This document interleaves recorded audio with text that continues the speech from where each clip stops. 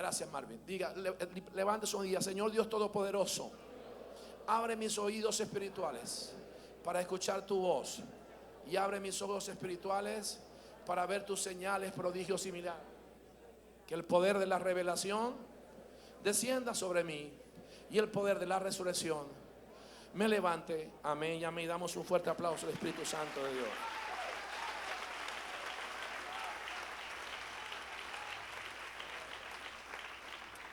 Comencé una serie la semana pasada, el domingo. Para los que no estuvieron el domingo, daré un breve repaso de lo que enseñé el domingo. La serie la titulé Verdades a medias. Y estoy un poquito agitado porque estoy emocionado lo que Dios está haciendo. Estamos contentos. Un testimonio rapidito. Una hermana que me llamó ayer, venía en un taxi, no sé si la hermana está aquí, con una cantidad de medicinas y equipos médicos que le sembraron a ella. Y me dijo: apóstol, aquí vengo en un taxi, ¿dónde dejo esto? Y yo: ¿qué trae ahí? Bueno, traigo medicinas, traigo equipos para tomar la atención y otras cosas más. Contenta la hermana. ¿Dónde lo dejo? En la iglesia Betel. Fíjense, una hermana que es madre de 3 hijos, que quizás no tiene el estatus económico que tú tienes, pero ella se movió con el gobierno, no sé con qué entidad, y consiguió una cantidad enorme de medicamentos y vino para acá, pagó un taxi para bendecir. ¿Usted cree que eso no mueve el corazón de Dios? Eso mueve el corazón de Dios. Bien, entonces comencé una serie que titulé la semana pasada Verdades a medias, un poder engañoso. Y estuvimos enseñando acerca de cómo el enemigo puede, sin darnos cuentas a nosotros, tendernos una emboscada o enredarnos en cosas que quizás nunca pasó por nuestra mente. Satanás es muy astuto. Satanás tiene muchos años de experiencia y él sabe, como siempre se lo he dicho en cantidad de veces, él sabe a quién tiene que atacar y a quién debe tratar de detener. Por lo tanto, dice la palabra que no ignoremos los pensamientos y las maquinaciones del enemigo, porque Satanás anda como león rugiente buscando a quien devorar. Obviamente, cuando yo hablo de Satanás, estoy hablando del enemigo del avance del reino de Dios, el reino de los cielos. Esta tarde estaba meditando, el Señor me trajo a mi mente un texto y que quiero que vaya conmigo al libro de Mateo capítulo 6. Y alguien que tenga una versión de Reina Valera, por favor me lea el verso 9 en adelante. Mateo capítulo 6. Y que me lea, por favor, y buscamos un micrófono para que alguien me lea esta versión. Mateo capítulo 6. Voy a hacer un paréntesis en esta introducción, porque hubo algo que el Señor me mostró y quiero mostrárselo a usted. Esos son los detalles que enamoran, los detalles que enamoran de Dios. Así que una dama, por favor, que tenga ahí una dama con voz de trueno, una dama con voz de trueno. Ahí está ¿ok? ¿Qué versión tienes tú? ¿Ah? Ok, léelo pues. Mateo capítulo 6, verso 9 al 13. Dice así: vosotros pues oraréis así: Padre nuestro que estás en los cielos, santificado sea tu nombre. Venga tu reino, hágase tu voluntad, como en el cielo, así también en la tierra.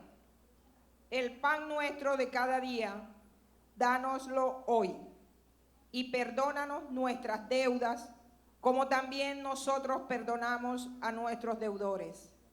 Y no nos metas en tentación, mas líbranos del mal. Ok, estás leyendo el 13, ¿verdad? Vas por el 13, ¿correcto?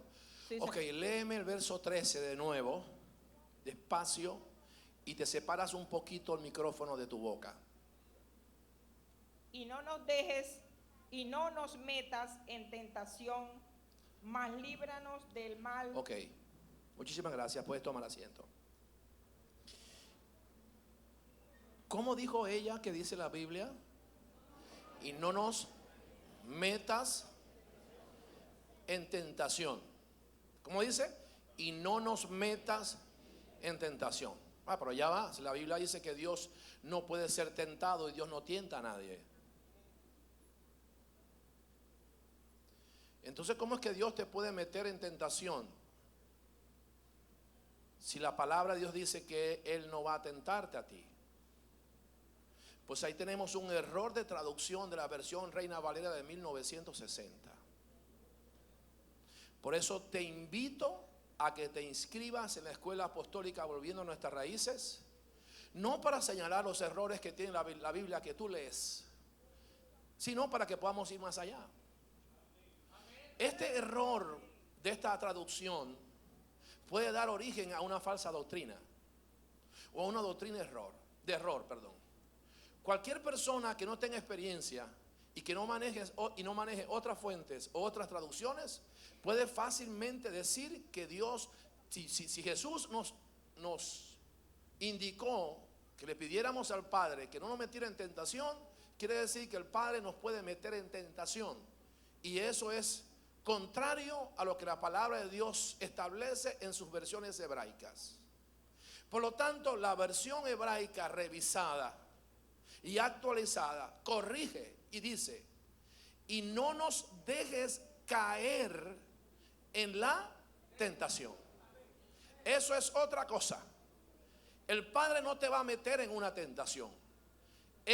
La tentación va a venir desde dos personas pueden meterte en una tentación: Satanás y tú mismo. Dice la palabra que de tu propia concupiscencia vas a ser tentado. ¿Qué es concupiscencia, apóstol? La naturaleza tuya, con lo que nacimos tú y yo, que constantemente nos va a pedir que hagamos lo malo y se va a deleitar en hacer lo malo. Así que dos entes te pueden meter en tentación, que es Satanás y usted mismo, pero Dios no. Jesús le estaba diciendo ahí, o nos estaba enseñando, que orásemos al Padre para que no nos dejara caer en la tentación. ¿Dicen amén? Amén. Ok, vaya a Apocalipsis ahora, capítulo 2.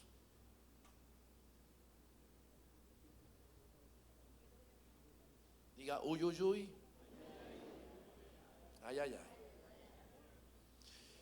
Les puse una tarea el domingo. La tarea era que me leyeran el capítulo 2 y el capítulo 3 del libro de Apocalipsis. ¿Cuántos los leyeron? Levanten la mano los que lo leyeron. Casi todos no leyeron el libro, los dos libros. Pónganse de pie los que leyeron el capítulo 2 y 3 de Apocalipsis obedientemente.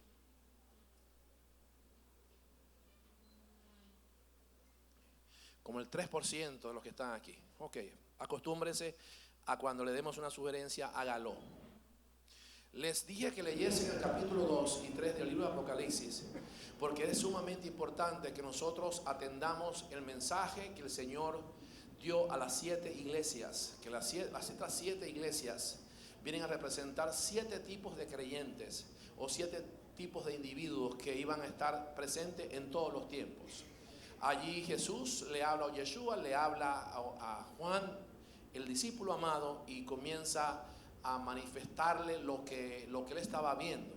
Y todas las cartas dirigidas a las 7 iglesias eran totalmente diferentes. Les enseñaba el día domingo que la forma en que Jesús se presenta y atiende al llamado o llama la atención del ángel de la iglesia, del pastor de estas iglesias, de estas 7 iglesias que pueden ser prototipos de 7 creyentes o 7 tipos de iglesias. Cada vez que Jesús se les presenta, lo hace de una manera diferente. Pero en el capítulo 2, en el verso 18, estuvimos estudiando acerca de la iglesia de Tiatira. Es un mensaje importantísimo porque la iglesia de Tiatira tiene que ver con estos tiempos finales. Enseñamos que Tiatira era una región comercial de Roma del primer siglo. Era un lugar donde había mucho dinero, donde era la zona industrial o parte como una zona industrial de la Roma del primer siglo, de Roma del primer siglo. Por lo tanto, se presume que en esa iglesia había gente preparada y había gente también, empresarios, mucha gente próspera. Más sin embargo, por mucha prosperidad que había y mucha preparación académica, Satanás buscó la manera de meterse a través de una mujer que usó el púlpito como herramienta o como instrumento para confundir y para traer maldición sobre la iglesia de Tiatira.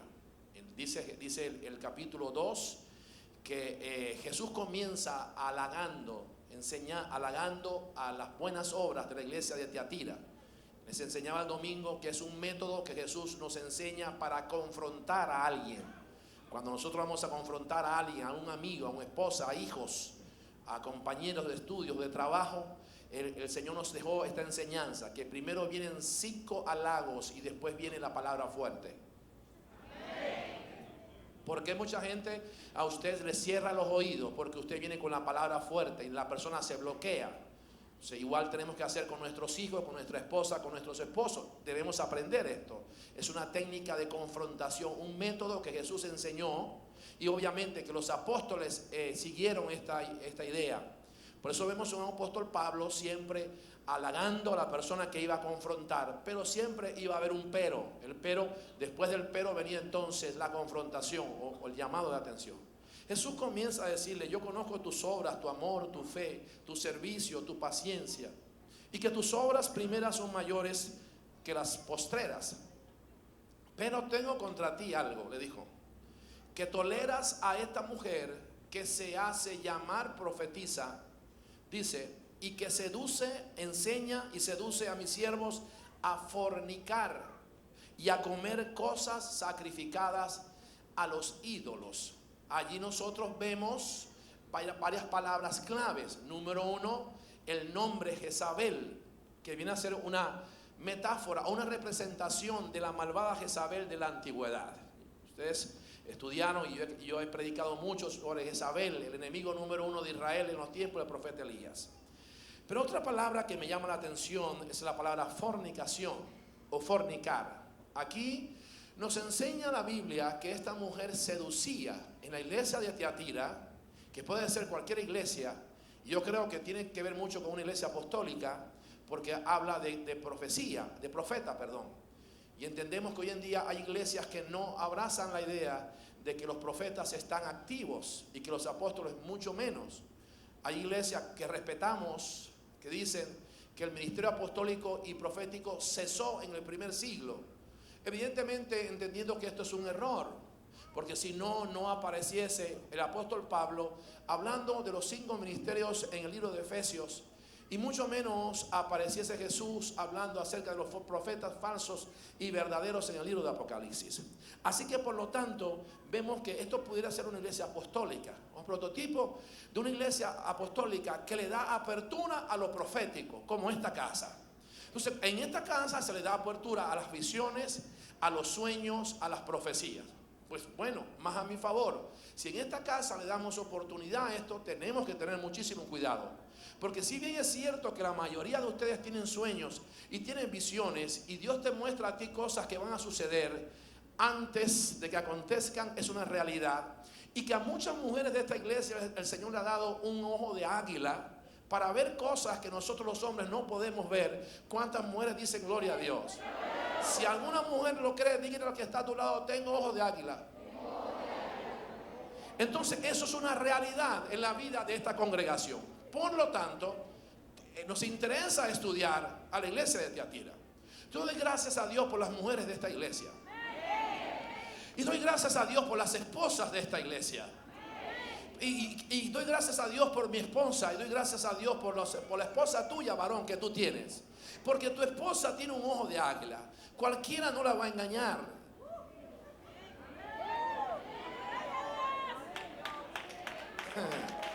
Cualquiera no le va a meter cuento chino.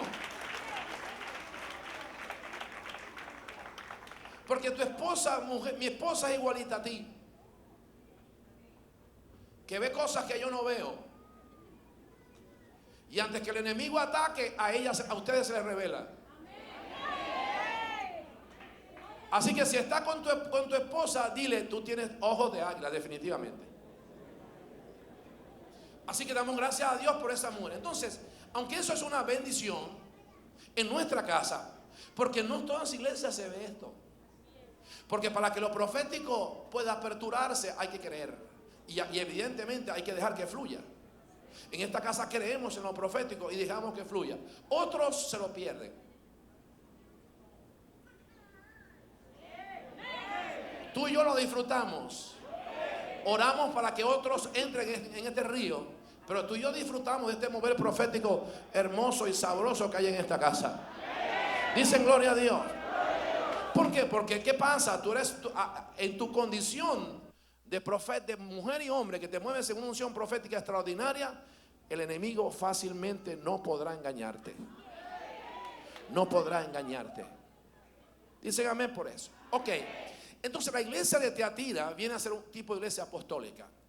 Y Jesús la reprende y le dice, mira, al pastor, al líder le dice, hay una mujer, hay alguien ahí que se está montando y se autodenominó profeta. Por eso es que he enseñado a la iglesia y repito lo que repetí el domingo.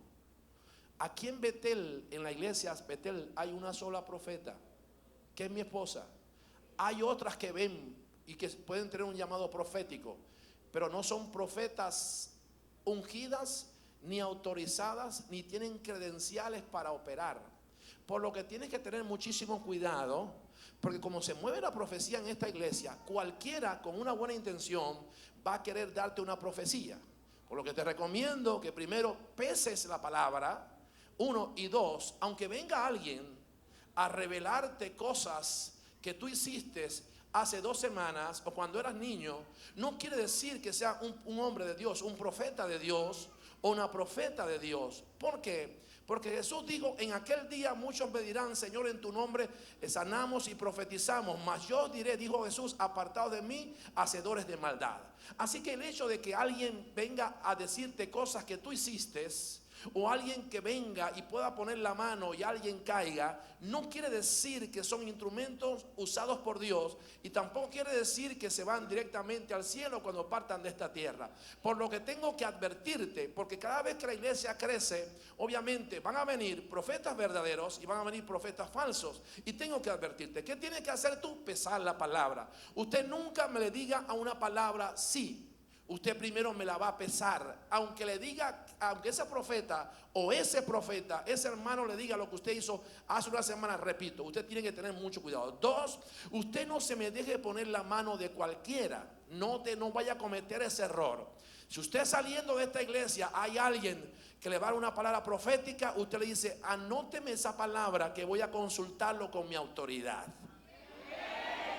Entonces usted no va a dejar ponerse la mano de nadie, porque es sumamente peligroso. Mucho menos usted va a reunirse aparte para que tengamos una vigilia o puedan tener reuniones si usted reciba palabra profética. ¿Cuántos me están entendiendo aquí? Usted tiene que tener muchísimo cuidado, porque esto abunda aquí en la iglesia, lo profético. Por lo tanto van a venir gente verdaderamente con el don profético, y Dios lo puede usar, pero Dios es un orden. Les enseñaba el domingo que David, una vez que es nombrado rey, estaba rodeado de mucha gente. Por ser rey, imagínense, por ser el presidente, el rey, la máxima autoridad, había mucha gente que quería estar cerca de él, y había muchos profetas que querían darle una palabra profética. En estos 9 años que tengo de carrera ministerial aquí en la ciudad, son muchas las personas que se han acercado a darme palabra. Muchas de esas palabras han sido de bendición y han sido certeras. Como también una vez una persona que estuvo acosándome y no tengo una palabra para el apóstol. Tengo una palabra para el apóstol. Y en aquel entonces yo permitía que en momentos de descanso entre cada servicio atender a ciertas personas. No es que ahora no lo hago, pero ahora evidentemente me cuido un poco. Entonces me dice, apóstol, hay una persona allá que quiere darte una palabra profética. Yo dije, bueno, que espere que yo salga para el segundo servicio y yo lo voy a escuchar.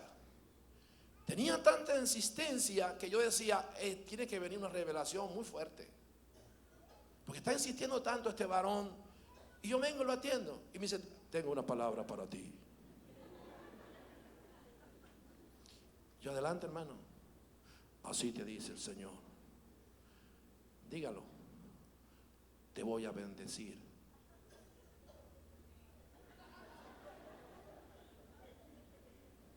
Amén. Dios me va a bendecir. ¿Me está entendiendo? Tienes que tener muchísimo cuidado. Entonces, toca al que está al lado y dile, abre tus ojos. Entonces, David estaba rodeado de muchos profetas, pero solo uno tenía las credenciales para tener acceso a David, uno solo, Natán. Diga conmigo, Natán. Así que en lo personal yo le doy un consejo: no se me deje intimidar ni se me impresione por palabra. Péseme la palabra de quien profetiza sobre usted. 2, no cualquiera tiene y debe tener acceso a su intimidad espiritual. ¿Por qué pasan problemas en las iglesias? Porque hay pseudo ministros o pseudo profetas que se mueven y terminan ¿qué?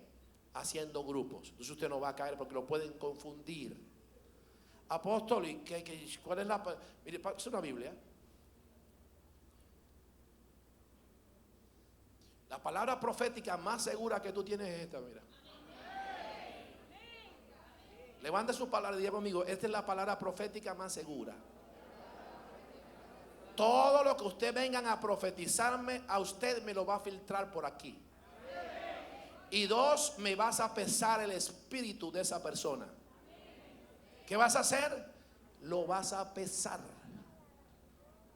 ¿Me está entendiendo, iglesia preciosa? Y eso va con el liderazgo de esta iglesia, con todos los que trabajan en este ministerio, con todos, servidores, ujieres, músicos, todos. No se me deje impresionar por cualquier hombre que venga con una palabra y que pueda ser realidad. Usted tiene una jerarquía. No escucho gloria a Dios. Usted tiene una jerarquía. Y los sargentos, los tenientes no tienen trato con los rasos.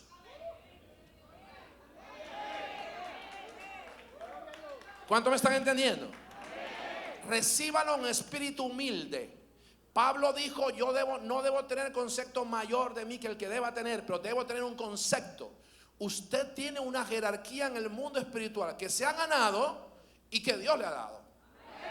Así que no me sea ingenuo y no se me deje impresionar por cualquiera de afuera o de adentro, que aunque sea una palabra cierta, usted me la va a pesar.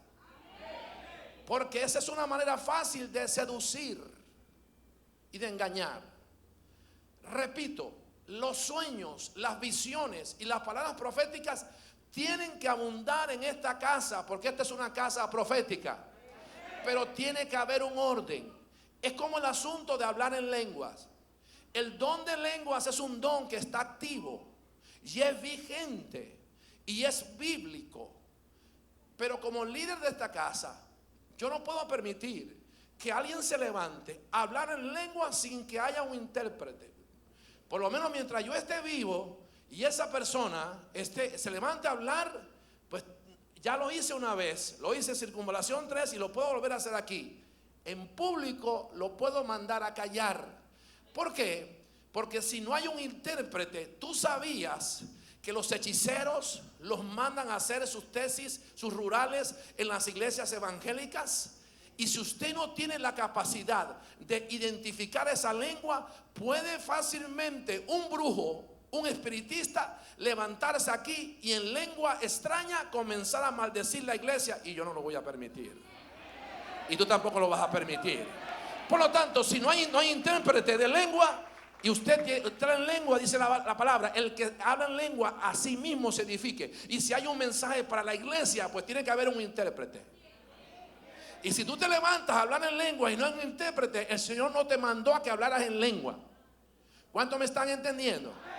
En esos excesos ha caído la iglesia evangélica, y nuestras iglesias evangélicas se han transformado más bien en comunidades atractivas, comunidades que bloquean inmediatamente a la persona que viene por primera vez, porque parecemos dementes recién salidos del manicomio cuando en una congregación se le da luz verde a que todo el mundo hable en lengua, todo el mundo se dé contra la pared. Eso es desorden. Dice la palabra que Dios no habita en el desorden. Dios es un Dios de orden.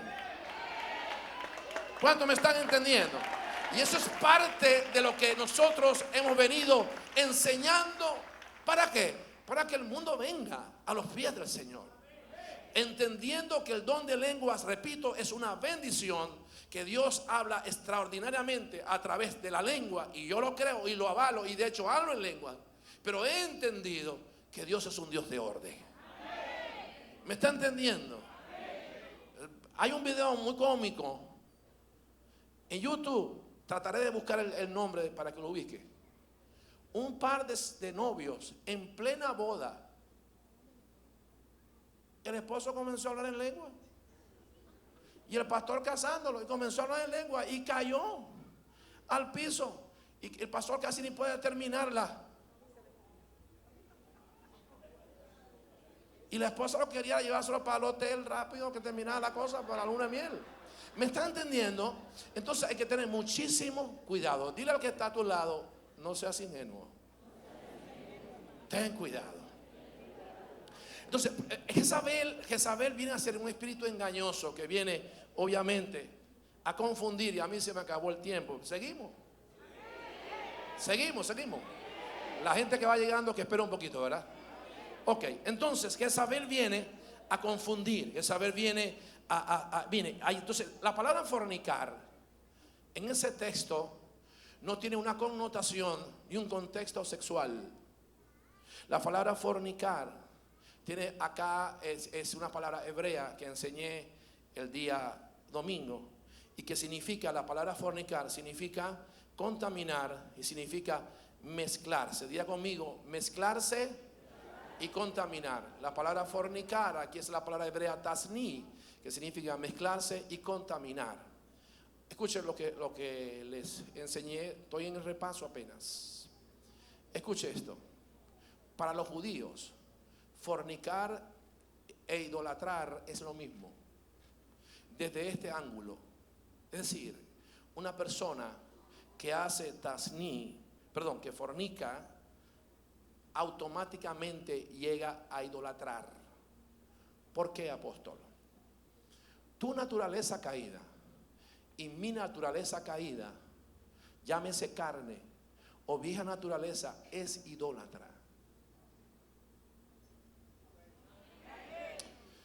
Por eso es que tú ves en la historia de los aborígenes, de nuestros nativos, nuestros indígenas, tú te vas a dar cuenta que ellos, nuestros ancestros, fueron idólatras todos. Adoraban a las estrellas, a los astros. ¿Por qué? Porque el hombre por naturaleza tiende y le gusta ser idólatra. ¿Me está entendiendo? Entonces hay una lucha aquí, ojo, porque cada vez que tú pensabas de idolatría, tú pensabas en la iglesia católica o en los católicos.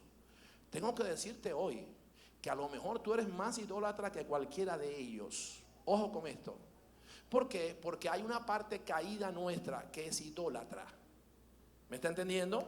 Entonces, cuando la gente comete un acto, llámese inmoral, como fornicar, adúltera, o sencillamente hace de algo o alguien, le da un valor más allá que el que debe tener, automáticamente la carne suya se aprovecha y hace eso un Dios. Ejemplo, he escuchado a jóvenes y aún casados, mujeres que han dicho: si mi marido me deja, me muero. Yo no sé vivir sin mi esposo. ¿Qué pasaría de mi vida si mi esposo me abandona o me deja por otro o por otra? ¿Qué pasaría si mi hijo se muere? Yo también me voy detrás y me muero. ¿Sabe qué es eso? Usted ya hizo un ídolo y tienes un ídolo en tu altar. Y eso es asqueroso delante de Dios y es pecado delante de Dios. Con esto no quiere decir que no ames a tu esposa. Debes amar a tu esposa y tenerla como vaso frágil. Y debes estar sujeto a tu marido. Lo dice la palabra de Dios. Pero nada ni nadie debe ocupar en tu corazón el sitial que Dios debe ocupar en tu corazón. ¿Cuánto me están entendiendo?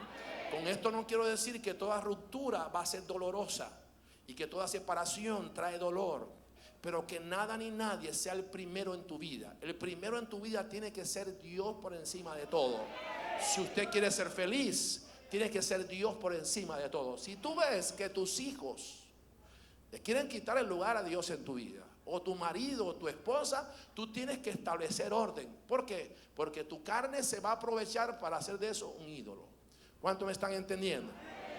Entonces, levante sus manos derechas y diga conmigo: adoraré a un solo Dios. Diga, adoraré a un solo Dios. Ahora vas a decir esto, levante su mano y diga conmigo: el Señor me domina. Sin Él no sé vivir. No puedo vivir sin Él. No tengo fuerzas para dejarlo. Él es mi Señor.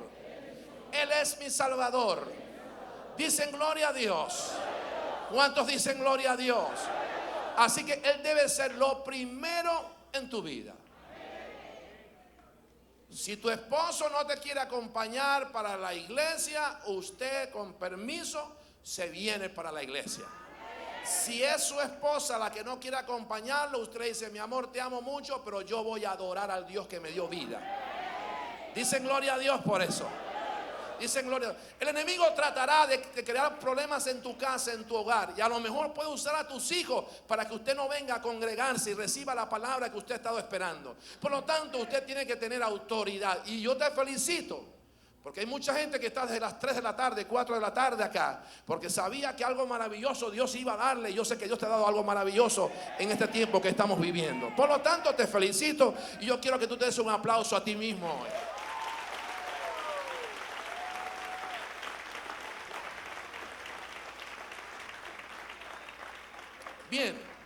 Bien, seguimos entonces. Me dan 10 minutos más. Ok, ¿cómo Satanás logró engañar a Eva? Usando verdades a medias. Las verdades a medias son más peligrosas que las mentiras. Las verdades a medias son el método más efectivo que el enemigo ha usado para seducir y engañar a los hombres en todos los tiempos. A Eva le dijo: con que Dios te ha dicho. A Jesús Satanás le dijo: escrito está. Usando verdades fuera de contexto, o no tomando la verdad en su totalidad, buscando engañar y seducir a la persona, es una manera sumamente importante y especial que Satanás usa para enredar a la gente. Por lo tanto, usted tiene que ser una persona de sí o no. Usted no puede tener grises en su vida. Usted tiene que decir sí o no. Como se lo he dicho, ante una mentira o una verdad media, hágame silencio. ¿Me está entendiendo? Yo prefiero que usted haga silencio y que usted no me maneje, por ejemplo, lo que llamamos mentiras blancas o mentiras piadosas. Ambas son pecados delante del Dios Todopoderoso. El mentiroso, hay mucho cristiano mentiroso, habla del Dios que sirve. Dice la palabra que Satanás es padre de mentira. Por lo tanto, en ti y en mí no debe haber mentira. Y lo otro que quiero enseñarte es que para que una mentira pueda sustentarse o pueda estar de pie, ella tiene que embarazarse de otra. O sea, no hay manera de sostener una mentira si esta mentira no se embaraza de otra. Por lo tanto, entonces esta se embarazará de otra y dará a luz otra mentira, y así será hasta que haya mucha mentira en tu vida. Así que lo mejor, en vez de enredarte, es decir la verdad. Aunque la verdad duela, aunque la verdad necesite un proceso de sanidad en ti o en la persona a quien usted engañó o a quien usted le defraudó, es preferible antes que usted caiga en la trampa del enemigo y usted no me prospere. ¿Por qué? Porque las verdades a medias que traen ceguera espiritual y traen sequedad del alma. La persona entra se va secando espiritualmente. Dios es un Dios de verdad. Dios no es un Dios de verdades a medias. Dios es un Dios de verdad. Entonces dígale al que está a tu lado: di la verdad por encima de todas las cosas. Díselo: di la verdad por encima de todas las cosas. Así que las verdades a medias vienen a ser una trampa extraordinaria del enemigo. Quiero definir lo que significa la frase verdades a medias, o mejor dicho, declaraciones engañosas. Una verdad a medias incluye algún elemento de verdad o una verdad parcial. Repito, incluye una verdad, un elemento de verdad o una verdad parcial, o quizás una verdad fuera de contexto. para tratar con el fin y el objetivo de llegar a enredar a alguien o meter a alguien en una camisa de pecado o meter a alguien en un callejón sin salida.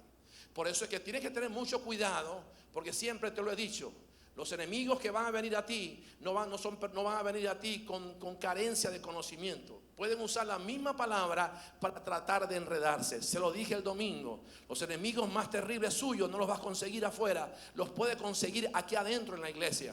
Obviamente aquí hay gente de Dios y mucha gente de Dios, pero los enemigos más terribles tuyos van a estar quizás en el entorno tuyo, en el contexto tuyo, aún espiritual, quizás en tu grupo familiar, quizás en tu congregación, y tienes que tener mucho cuidado. Eso va a ser un ataque de adentro hacia afuera. El enemigo sabe que cualquiera no lo puede engañar a usted, porque usted tiene la verdad en usted tiene discernimiento de espíritu. Así que buscará a alguien con mucha habilidad para enredarte. Buscará a alguien que conozca la palabra de Dios, quizás más que tú, para confundirte, para impactarte y así robar tu atención. Por lo tanto, usted tiene que estar alerta, con sus ojos espirituales bien abiertos y con sus oídos espirituales bien abiertos, para que nadie me lo confunda. ¿Cuántos dicen amén por eso? Entonces usted va a comenzar a pesar a todo el mundo a partir de ahora. No es que usted va a andar ahora con una paranoia, que todo el mundo me está persiguiendo, no. Pero usted tiene que comenzar a pesar y a tener muchísimo cuidado. Mire, en esta congregación, como en otras congregaciones, han pasado cosas maravillosas, como han sucedido cosas terribles. Y todo comenzó por una persona que se hizo pasar por cristiana, que tenía cierto tiempo en el evangelio, que tenía años quizás sirviendo en una congregación, y terminó enredando a uno que quizás iba llegando por primera vez, o tenía un poco tiempo en la iglesia, y terminó enredándolo. O sea, hay que tener muchísimo cuidado. Con tus hijos tienes que tener muchísimo cuidado. Con quién tus hijos se relacionan, no solamente afuera, sino aquí también en la congregación. Satanás tratará de dañar desde adentro hacia afuera. ¿Cuánto me están entendiendo? Él tratará de destruir de adentro hacia afuera, y tienes que estar atento. Dile al que está a tu lado: está atento, porque el enemigo quiere destruir. Vamos, dígaselo, diga: está atento, porque el enemigo quiere destruir. Entonces, una verdad a medias es más peligrosa que una mentira. Satanás, siendo padre de mentiras, sabe que la mentira le funciona al mundano, pero contigo no va a funcionar. Con usted puede funcionar es una verdad a medias. Con que Dios te ha dicho que el día que comieres de este árbol ciertamente morirás. Usando una verdad a medias, el Señor ni siquiera prohibió que comiera del árbol, sino que no tocara ni siquiera el árbol. Entonces vemos ahí cómo Satanás usa la palabra de Dios para tratar de confundir, para tratar de impresionar, porque lo que quiere es impresionarte, tratar de llamar tu atención, ganar tu atención, o comprarte a través de una palabra profética y enredarte y terminar usted fuera de la voluntad de Dios. ¿Cuántos dicen amén por eso? Entonces, diga conmigo: he hecho fuera de mi vida toda verdad a medias. Obviamente la mentira quedó atrás en tu vida, pero las verdades a medias tienes que echarlas fuera hoy de tu vida. Dice la palabra: el que camina en integridad camina confiado. El que vive en integridad vive confiado. El que anda derecho. Apóstol, pero somos humanos. Claro que puedes caer y podemos errar. De hecho, podemos fallar. Pero aunque usted falle y usted sea confrontado, usted tiene que decir la verdad. Porque el día que tú te acostumbres a la mentira, amado, estás marcando tu camino al infierno. No escucho amén. Y esa verdad tienes que aplicarla en tu casa, en tu universidad, en tu trabajo, en la iglesia. Usted me va a andar con la verdad siempre. Apóstol, si la verdad hace que usted pierda algunos amigos, dele gloria a Dios por eso. ¿Por qué? Porque no fueron amigos. Nunca fueron amigos. Porque el amigo sabe esperar y tiene paciencia para cuando alguien se equivoca y viene a reconocer. ¿Dicen amén por eso? Póngase de pie un momento, por favor. Póngase de pie.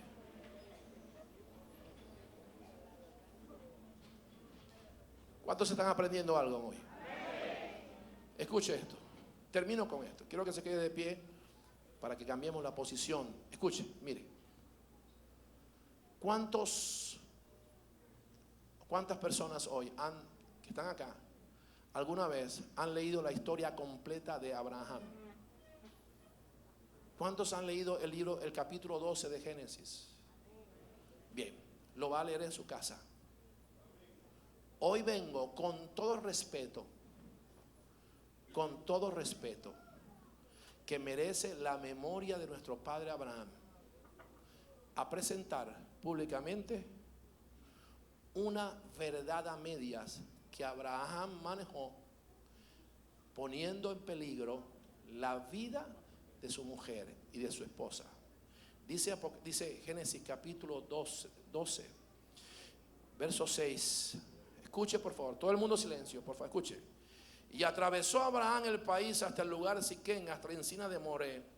Y el cananeo estaba entonces en la tierra. Y el Señor se apareció a Abraham y lo bendijo.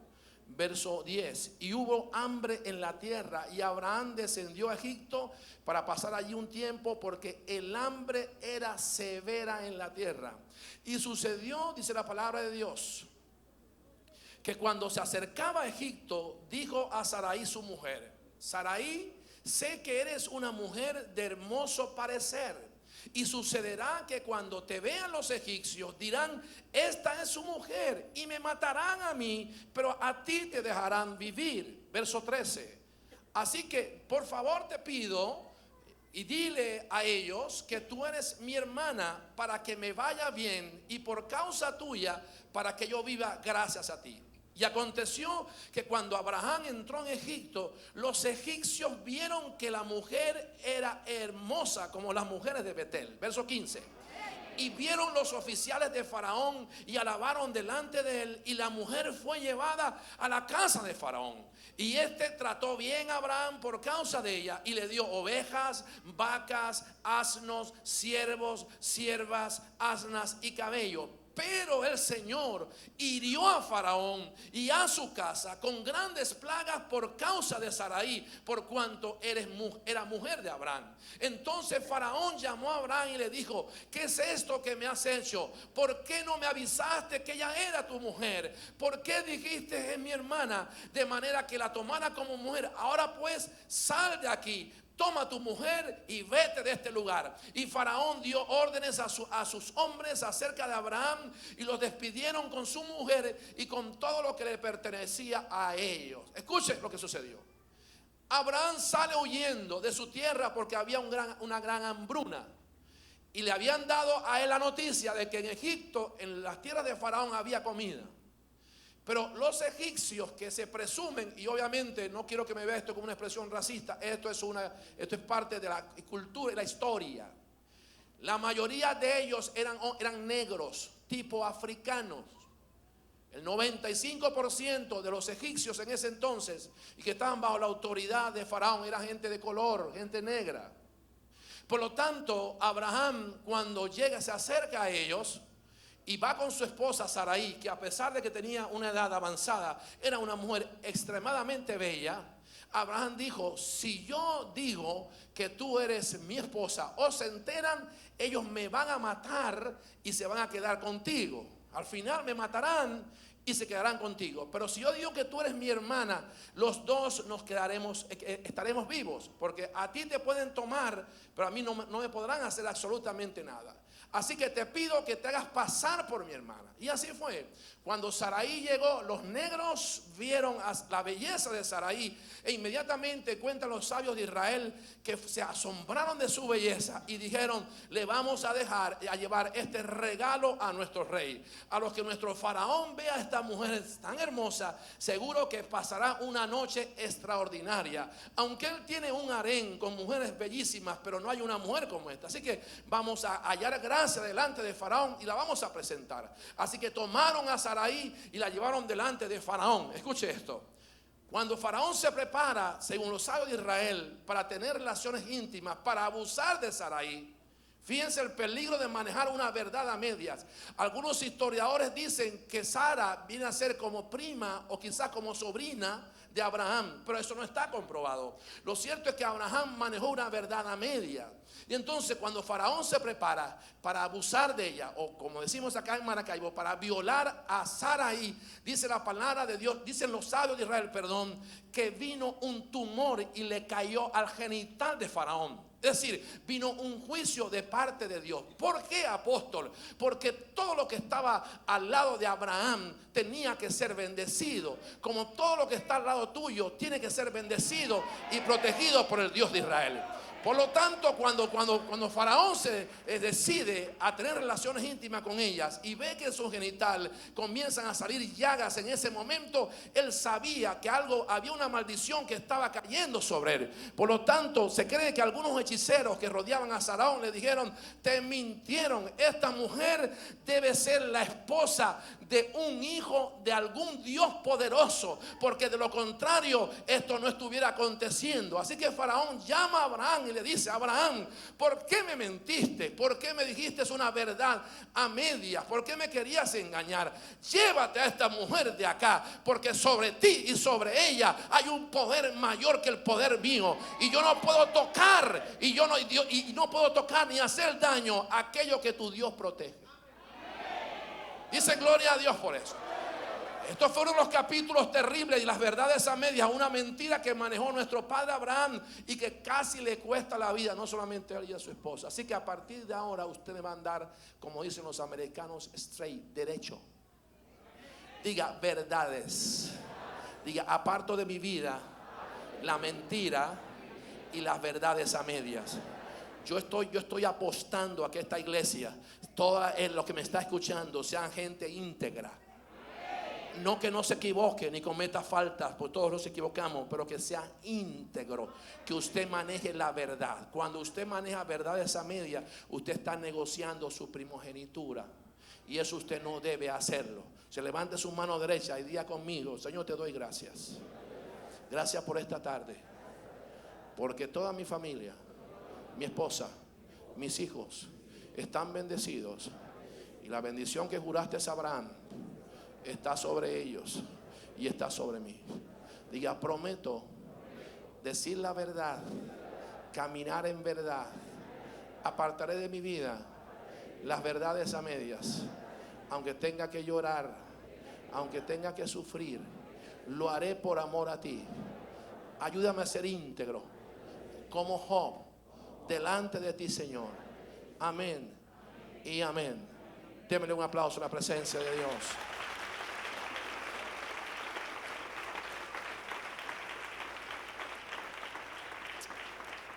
Repita conmigo: las personas que vienen por primera vez, todos los que vienen por primera vez, pasen al frente, suban al altar. Los que vinieron hoy, los que ya son de la